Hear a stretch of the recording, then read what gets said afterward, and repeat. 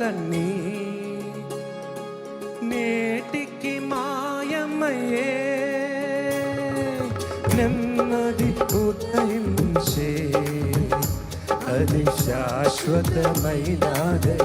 పాడదామనొచ్చి నెమ్మది ఉదయించే అది శాశ్వతమైనదయ.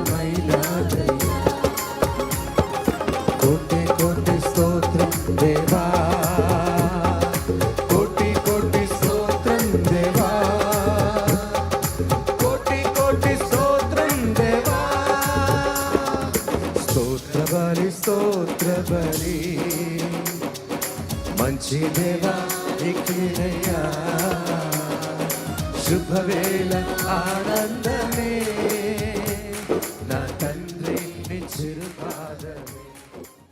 యేసుక్రీస్తు ప్రశస్త నామములో మా ప్రియులందరికీ శుభాలు. దేవుని వాక్యంలో నుంచి మార్కు సువార్త 14:32 నుంచి మనం చూద్దాం.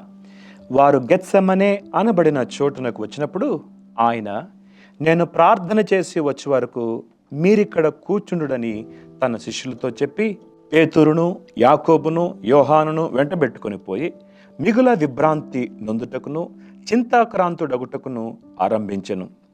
అప్పుడాయన, నా ప్రాణము మరణమగునంత దుఃఖములో మునిగి ఉన్నది, మీరిక్కడ ఉండి మెలకువగా ఉండుడని వారితో చెప్పి కొంత దూరము సాగిపోయి నేల మీద పడి, సాధ్యమైతే ఆ గడియ తన యొద్ద నుండి తొలగిపోవాలని ప్రార్థించుచు, నాయనా తండ్రి, నీకు సమస్తము సాధ్యము, ఈ గిన్నె నా యొద్ద నుండి తొలగించుము, అయినను నా ఇష్ట ప్రకారం కాదు, నీ చిత్త ప్రకారమే కానిమ్ము అనెను. దేవుడి మాటల్ని మన వినికిడిలో దీవించినగాక.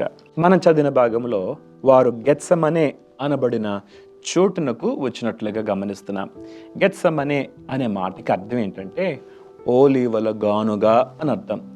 ఓలీవలను దంచే స్థలం, ఓలీవలను దంచి అందులో నుంచి నూనెను తీసే స్థలం, అది నలపబడే స్థలం.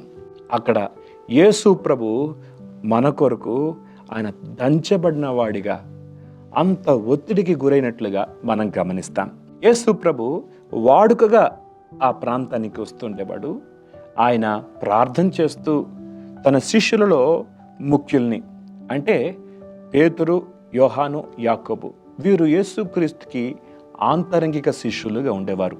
అంటే శిష్యులలో వీరు మరింత సమీపంగా యేసు ప్రభుతో ఉన్నట్లుగా గమనిస్తాం. యేసు ప్రభు ఎక్కడికి వెళ్ళినా ముఖ్యమైన కారణానికి ఈ ముగ్గురు ప్రభుతో ఉన్నారు. ఉదాహరణకి రూపాంతరపు ఆ పర్వతానికి వెళ్ళినప్పుడు దాన్ని తాబోరు కొండ అంటారు. ఆ తాబోరు కొండపైకి పేతురు, యోహాను, యాకోబులను తీసుకెళ్ళాడు. యాయీరు ఇంటికి పేతురు, యోహాను, యాకోబులను తీసుకెళ్లారు. ఆయన వ్యక్తిగతంగా తన భారమును పంచుకోవటానికి పేతురు, యోహాను, యాకోబు ఈ ముగ్గురు యేసు ప్రభుతో ప్రార్థన కొరకు తీసుకుని వెళ్ళబడినట్లుగా మనం చూస్తాం. మిగతా శిష్యులందరూ ఒక చోటున్నారు. వీరిని ప్రభు దగ్గరకు తీసుకెళ్ళి అక్కడ ఆయన వారితో మాట్లాడుతున్నాడు. తన హృదయాన్ని విప్పి మాట్లాడుతున్నాడు. హృదయంలో ఎంత బాధ ఉందో ఆ బాధ అంతటిని వెళ్ళబుచ్చుతున్నాడు. నా ప్రాణము మరణమగునంతగా దుఃఖములో మునిగినది, నా ప్రాణము మరణమగునంతగా. ఈ మాట చదువుతున్నప్పుడు యేసు ప్రభు ఎంతగా సఫర్ అయ్యాడో మనకి అర్థమవుతుంది. ఒక వచనాన్ని మీకు జ్ఞాపకం చేస్తాను.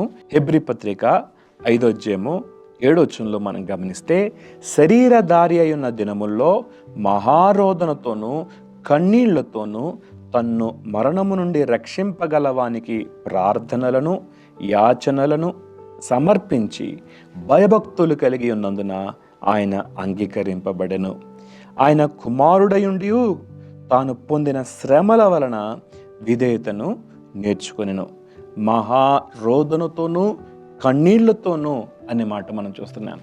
యేసు ప్రభు రోదిస్తున్నాడు, యేసు ప్రభు కన్నీళ్లు కారుస్తున్నాడు. అక్కడ మనం జాగ్రత్తగా గమనిస్తే ఆయన ప్రార్థన చేస్తున్నప్పుడంట ఆయన చెమట రక్తపు బిందుగా మార్చబడింది. ఎంత తీవ్రంగా ప్రభు ప్రార్థన చేస్తున్నాడు. యేసు ప్రభు అంతగా ఎందుకు దుఃఖపడుతున్నాడు? యేసు ప్రభుకి మరణించడం ఇష్టం లేదా? అలా కాదు. యేసు ప్రభు మరణించడానికి వచ్చాడు, కానీ ఆయన దుఃఖపడడం గల కారణం ఏంటో తెలుసా? తండ్రి అయిన దేవుడు తన చెయ్యి విడిచిపెట్టే గడియ రాబోతుంది. మానవుల కొరకు యేసు ప్రభు పాపముగా చేయబడే గడియ రాబోతుంది. దేనికైనా ప్రభు సిద్ధమే, కానీ తండ్రి తన చేయి విడిచిపెట్టడం మాత్రం తట్టుకోలేకపోతున్నాడు ప్రభు. అందుకునే ఆ దుఃఖం, అందుకునే ఆ వేదన. సాధ్యమైతే ఈ పాత్ర నా యుద్ధ నుంచి తొలగించు, ఆయన నా ఇష్టం కాదు, నీ ఇష్టమే చేయి. ఎంత మంచి ప్రార్థన. ప్రభు చెప్పాడు కదా, మత్తయి సువార్త 7:9 మనం చూస్తాం, పరలోకమందున మా తండ్రి, నీ నామం పరిశుద్ధపరచబడునుగాక, నీ రాజ్యము వచ్చుగాక, నీ చిత్తము పరలోకమందు నెరవేరినట్లు భూమి అందును నెరవేరునుగాక. ఈ ప్రార్థనను యేసు ప్రభు తన జీవితంలో నెరవేర్చాడు. పరలోకమందు నీ చిత్తమే భూమి మీద జరిగించు, నా ఇష్టం కాదు నీ ఇష్టమే జరిగించు అని తండ్రి చిత్తానికి తను అప్పగించుకుంటున్నాడు. తండ్రి తన చేయి విడిచిపెట్టే గడియ రాకూడదు అనుకున్నాడు. పగలంతా యేసుప్రభు పరిచర్య చేస్తూ, రాత్రంతా అనేక సార్లు ప్రార్థన చేస్తూ తండ్రితో మమేకమైనట్లుగా మనం గమనిస్తాం. తండ్రితో ఎప్పుడు చక్కని సహవాసముతో ఉండేవాడు. కానీ ఆ గడియలో మానవుల పాపమంతా యేసు ప్రభు మీద మోపబడే గడియ, యేసు ప్రభు పాపముగా మారే గడియ, పాపిగా కాదు పాపముగా మారే గడియ. ఆ పాపమును బట్టి తండ్రిని దేవుడు తన చెయ్యి విడిచిపెట్టే గడియ. రోమాపత్రిక 8వ అధ్యాయంలో మనం చూస్తాం, ధర్మశాస్త్ర నీతి విధి నెరవేర్చబడినట్లు దేవుడు తన సొంత కుమారుని పాప శరీరాకారంతో పంపి ఆయన శరీరమునందు పాపమునకు శిక్ష విధించాను. ఆయన శరీరమునందు పాపమునకు, ఎవరి పాపమండి?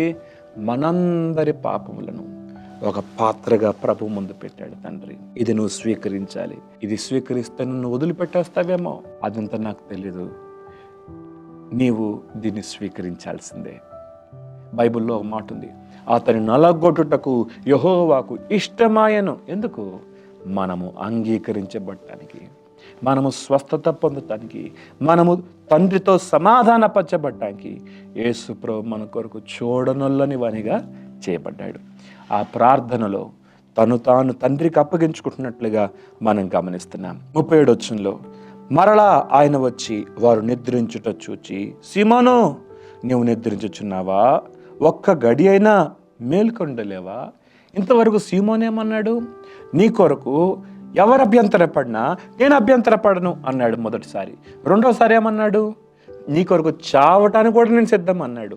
ఇప్పుడు ఆ మాటలు పక్కన పెట్టి కనీసం ఒక్క గడియ మేల్కో అంటే ఒక్క గడియ కూడా మేల్కొని ఉండలేకపోతున్నావా అని ప్రభు పేతురుతో మాట్లాడుతున్నట్లుగా మనం చూస్తున్నాం.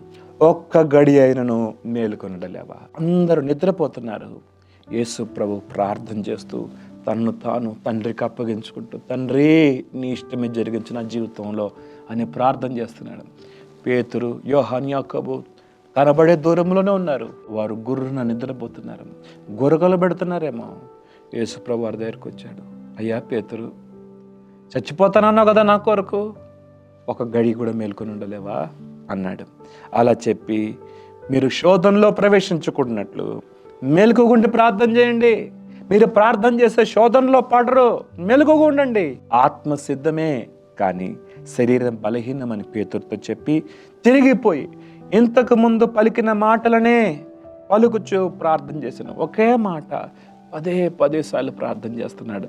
తండ్రి, సాధ్యమైతే ఈ పాత్ర నా నుంచి తొలగించు, ఆయనను నా ఇష్టం కాదు నీ ఇష్టమే జరిగించు అని యేసుప్రభు ప్రార్థన చేస్తున్నాడు. ఆయన తిరిగి వచ్చి చూసినప్పుడు వారు మరలా నిద్రపోతున్నారంట. ఏలనగా వారి కన్నులు భారముగా ఉండెను. ఆయనకేమి ఉత్తరం ఇవ్వవలనో వారికి తోచలేదు. యేసు ప్రభు ఏమో మరణము ఆయన ఎదుట ఉంది. యేసు ప్రభు స్పష్టంగా దాన్ని చూస్తున్నాడు. దాని కొరకు తను సిద్ధపరచుకుంటున్నారు. కానీ శిష్యులు వారి ఎదుట నిద్ర ఉందంతే. వారు ఏం జరగబోతుందో కూడా ఊహించలేని స్థితిలో ఉన్నారు, గ్రహించలేని స్థితిలో ఉన్నారు. మత్తు, నిద్ర. ఆయన శిలువ మరణం పొందబోతున్న సంగతి చెప్పాడు. శిష్యులకి ఆ విషయాలు అంతగా అవగాహన రాలేదు, అర్థం కాలేదు. భారం లేకుండా నిద్రపోతున్నారు. ప్రభుత్వమో భారంగా ప్రార్థన చేస్తే వీరు గాఢంగా నిద్రపోతున్నారు. ఆయన తండ్రి సన్నిధిలో మూలుగుతూ వేదనతో ప్రార్థన చేస్తుంటే వీరు గురక పెట్టి నిద్రపోతున్నారు. ఆధ్యాత్మిక జీవితంలో మెలుకోలేకపోతే శరీర బలహీనతకు అప్పగించబడతాం. శరీర బలహీనతకు అప్పగించబడకుండా ఉండాలి అంటే మెలకువగా ప్రార్థన చేయాలి. యేసుప్రభు మనకి చక్కని మాదిరి. ఆయన ప్రార్థన ద్వారా బలం తెచ్చుకున్నాడు. ఆయన ప్రార్థన ద్వారా తండ్రి చిత్తం చేయటానికి సిద్ధపరచబడ్డాడు. ప్రార్థన ద్వారా ప్రతికూలమైన పరిస్థితులన్నీ ఎదుర్కోగలిగాడు. ఇది కాలము ఆ ప్రార్థనను మనం నిర్లక్ష్యం చేస్తే కష్టములో నిలబడలేం, శోధనలో నిలబడలేం. యేసు ప్రభువే ప్రార్థన చేస్తే మనం ఎంత ప్రార్థన చేయాలి? కనుక ప్రార్థనకు మనల్ని అప్పగించుకుందాం. దేవుడి మాటలు దించిన గాక. ప్రార్థన. మహోన్నతులకు దేవ సర్వాధికారికి స్తోత్రాలు. ఈ దినం మీరు మాతో మాట్లాడిన ప్రతి మాటలను బట్టి వందనాలు. మేము మెలకువగా ప్రార్థన చేసే ప్రార్థన జీవితం కలిగి ఉంటకు సహాయం చేయండి. ఆత్మ సిద్ధమే కానీ శరీరం బలహీనము. ఆత్మ సిద్ధంగా ఎప్పుడూ ఉండాలంటే మేము మెలకువగా ప్రార్థన చేసేవారికి ఉండాలని మీరు మాతో మాట్లాడారు. ఎత్తబడిన మాటలు మందరి హృదయం నీరు కట్టి ఫలింపచేయమని యేసు నామములో అడుగుతున్నాం తండ్రి. ఆమేన్.